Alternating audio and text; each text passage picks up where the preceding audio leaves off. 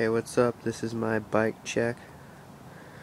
To start off, we have some Odyssey bar ends and some ODI long neck grips on Odyssey Aaron Ross space bars.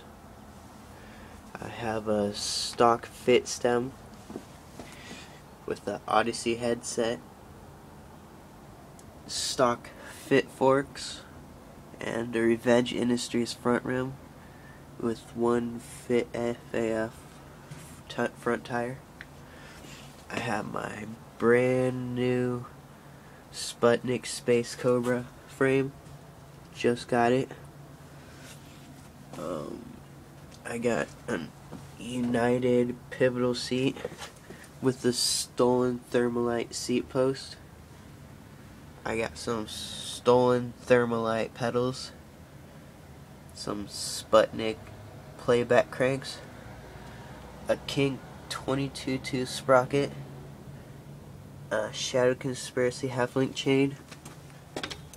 I got a Primo bottom bracket. I have another Fit FAF tire in the back.